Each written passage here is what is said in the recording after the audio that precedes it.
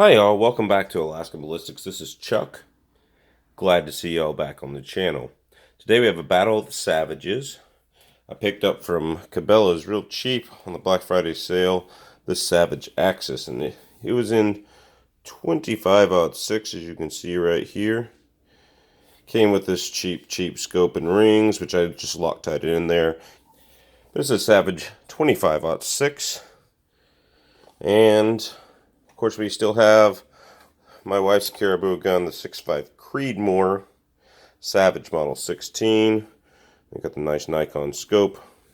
I know some people have issues with Nikon scopes. I've never had an issue with the Nikon scope. And they work good, especially with the Nikon Spot On app. So 6.5 Creedmoor right there. And we're going to verse these today. 25/6 versus 6.5 Creedmoor. So that's what we're going against. I got a 129 grain interlock on the Creedmoor. Supposed to be going 28/20. We'll see what it actually gets. And a 117 grain interlock on the 25/6. Supposed to be going 29/90.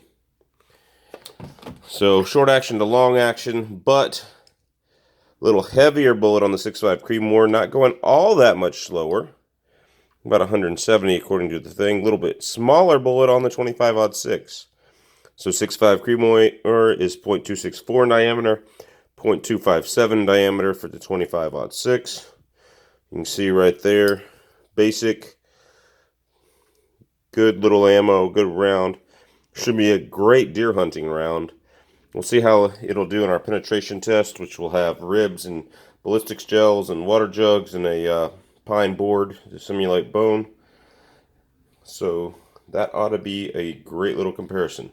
6.5 Creedmoor versus 25/6. Welcome back to Alaska Ballistics. 6.5 Creedmoor versus 25/6. We are shooting Hornady American Whitetail, and we are going over the chronograph with 129 grain Hornady American Whitetail, 6.5 Creedmoor. Here we go.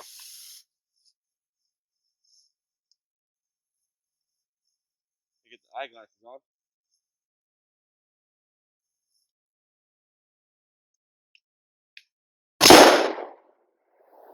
2771.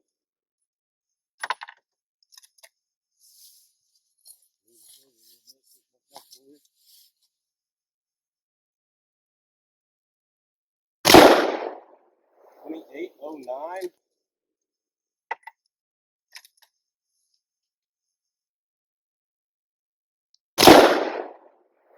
2804.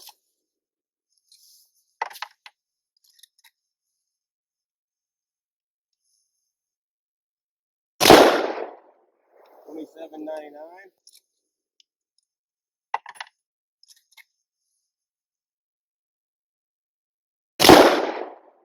And 2765. So not great standard deviation there. Not terrible. It is about 25 degrees out here today. So we are dealing with that.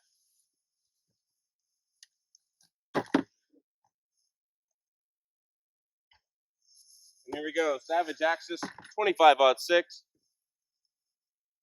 Well, here we go. Right over the chronograph. Both are Savage.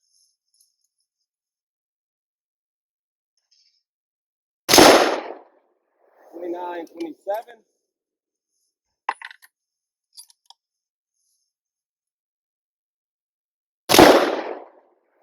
28/98.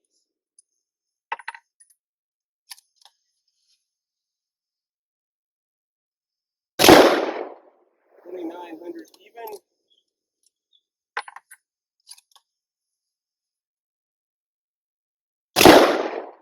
2908.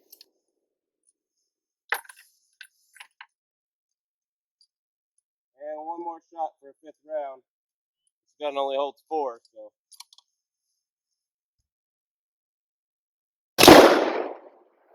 2898. So pretty consistent as well. Right around that 2900 mark. So that's 25/6 versus 6.5 Creedmoor over the chronograph.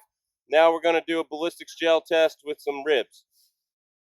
So we have the 6.5 Creedmoor 129 grain Hornady Interlock with the American Whitetail line versus the 117 grain of the same American Whitetail line Hornady Interlock 25-06.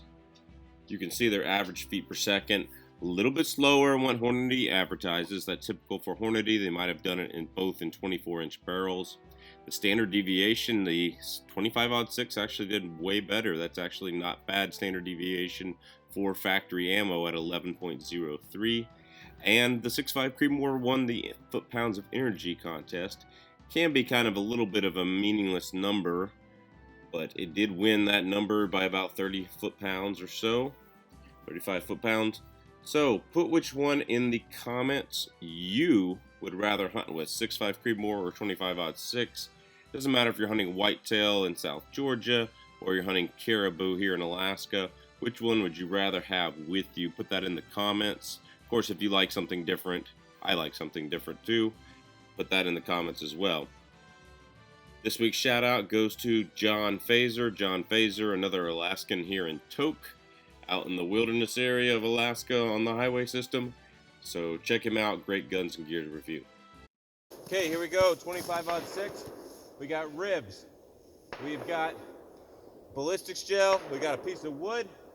And we got water bottles behind the ballistics gel. I'm going to try to shoot it here on the right side of the ballistics gel. That way the 6.5 Creedmoor can go on the left. It's a pretty big block of homemade ballistics gel. Should be about the same as FBI standards. It may not be quite the same, but should be about the same. Let's see what a 117 grain Hornady Interlock does.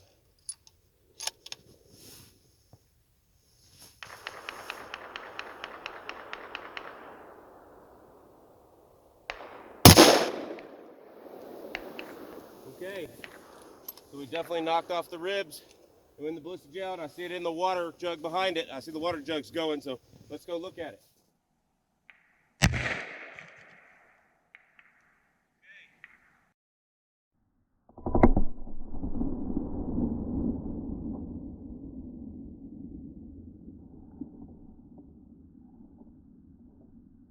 Coming first, we have the ribs. You can see pretty small hole going in right there.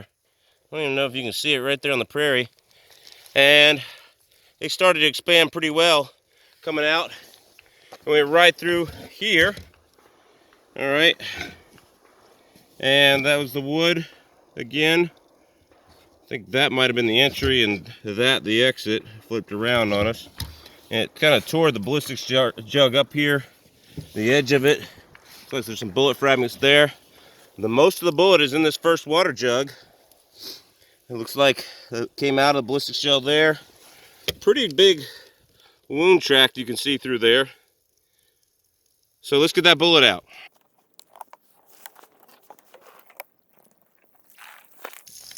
Well, looks like that little bullet lost its jacket and all of that. That's a tough test. The wood to be like bone and the ribs to be like bone.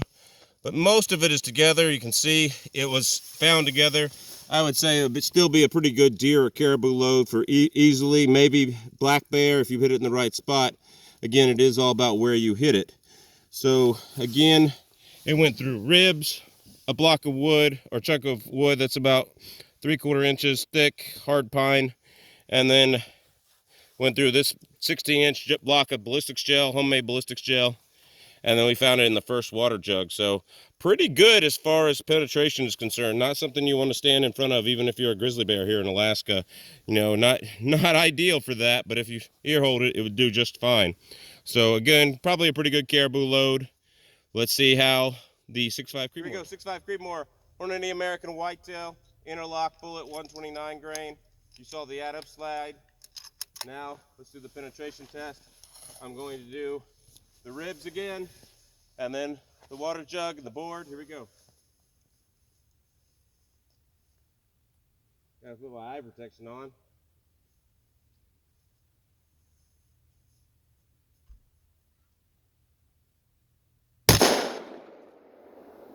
Okay, let's see what we got there.